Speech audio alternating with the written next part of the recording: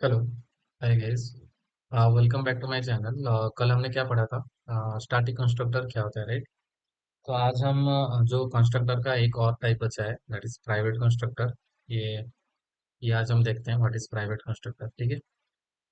तो कल जो हमने पढ़ा था स्टैटिक कंस्ट्रक्टर क्या होता है कि स्टैटिक डेटा मेंबर को इनिशियलाइज करने के लिए हम स्टैटिक कंस्ट्रक्टर यूज करते हैं, करेक्ट? और स्टैटिक कंस्ट्रक्टर कब कॉल होता है?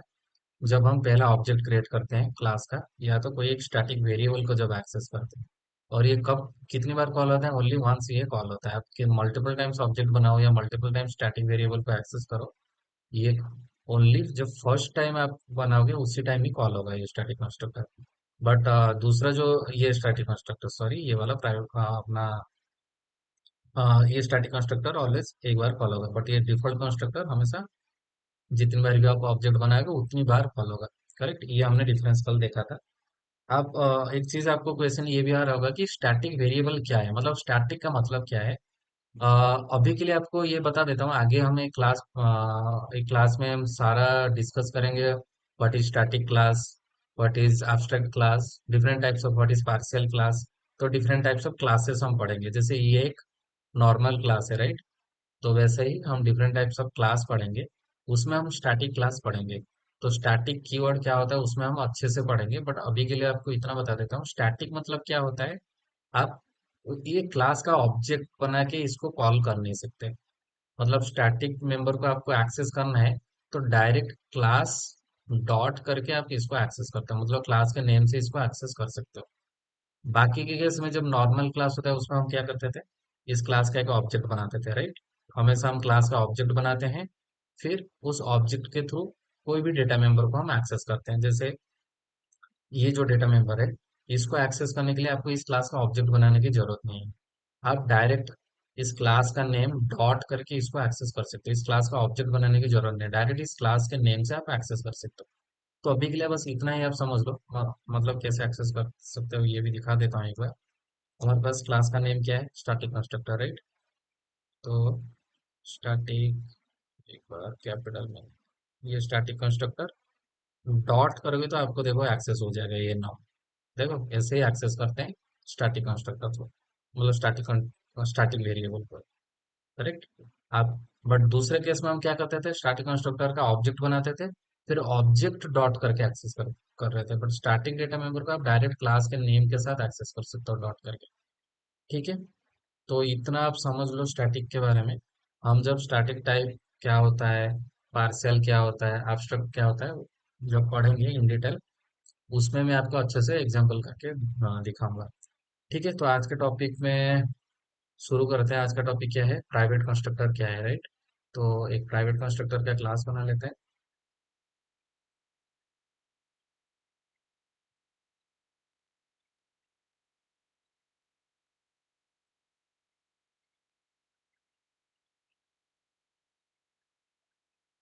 ठीक है, प्राइवेट कंस्ट्रक्टर क्रिएट हो गया। प्राइवेट कंस्ट्रक्टर का मतलब क्या है?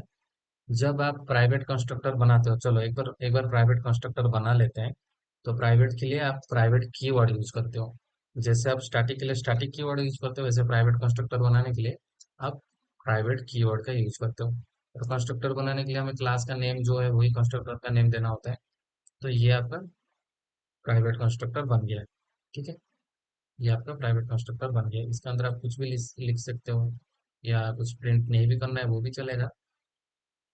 हाँ, तो इसके अंदर मान लो आप क्या करो, इसको कंसोल डॉट राइट लाइन एक प्रिंट स्टेटमेंट देगा। ठीक है। यहाँ पे क्या करो, इसको नीचे को ले आता हूँ मैं, देन दिस हम थोड़ा करेक्ट कर लेते हैं। और यहाँ पे हम लिख देते हैं कंसोल डॉट राइट लाइन, इसके अंदर हम प्राइवेट कंस्ट्रक्टर ऐसा प्रिंट कर सकते हैं। प्राइवेट कंस्ट्रक्टर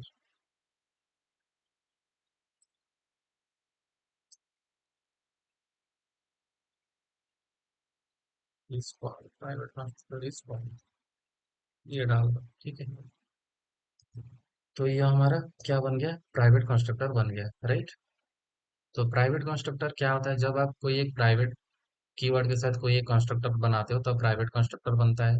प्राइवेट कंस्ट्रक्टर अगर आप कोई क्लास के अंदर डालते हो तो ये क्लास का ऑब्जेक्ट बनाना, मतलब ये क्लास का आप ऑब्जेक्ट नहीं बना पाओगे आउटसाइड ऑफ दिस क्लास। जैसे हम यहाँ पे बना रहे हैं, स्टैटिक कंस्ट्रक्टर का ऑब्जेक्ट बना रहे हैं, राइट, न्यू कीवर्ड से। वैसे प्राइवेट कंस्ट्रक्टर अगर कोई क्लास में है तो उस क्लास का आप ऑब्जेक्ट बना नहीं सकते न्यू कीवर्ड से। ट्राई करके देख लेते हैं। Private constructor object one equal to new private constructor करूंगा तो हमें एरर थ्रो करेगा।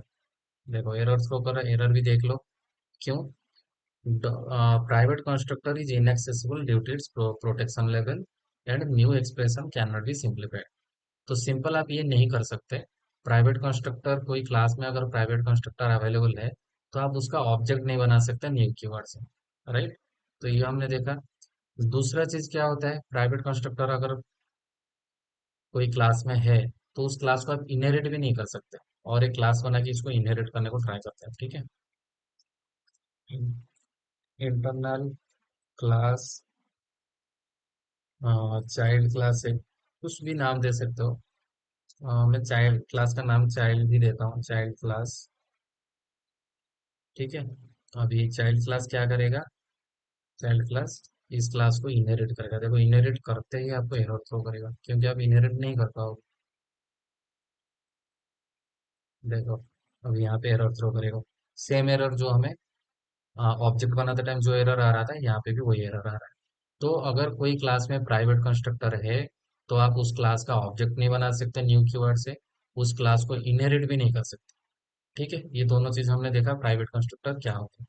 तो प्राइवेट कंस्ट्रक्टर का एक्चुअल यूज कहाँ पे, there is a class called singleton class, मतलब सिंगलटन डिजाइन पैटर्न एक होता है जिसपे इस प्राइवेट कंस्ट्रक्टर का यूज किया जाता है। मतलब क्यों यूज किया जाता है, to control the object of that class. मतलब एक क्लास का मल्टीपल ऑब्जेक्ट क्रिएट करते हैं, राइट।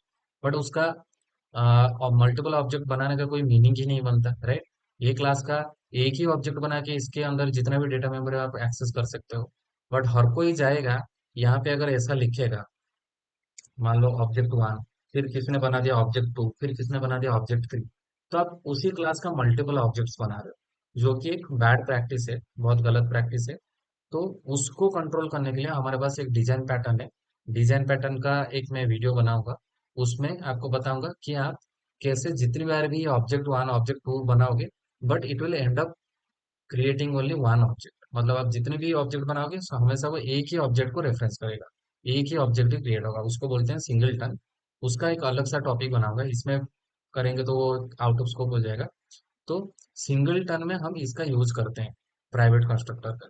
या तो फिर आपको ऐसा कोई रिक्वायरमेंट है, अगर आप इस क्लास को outside of the class access करवाना नहीं चाहते हो, इस क्लास का ऑब्जेक्ट क्रिएट करवाना नहीं चाहते हो, इस क्लास को इनहेरिट करवाना नहीं चाहते हो, देन हम प्राइवेट कंस्ट्रक्टर यूज करते हैं। क्योंकि आपने देखा प्राइवेट कंस्ट्रक्टर अगर क्लास में है तो आप उसका ऑब्जेक्ट नहीं बना सकते, उसको इनहेरिट भी नहीं कर सकते, करेक्ट।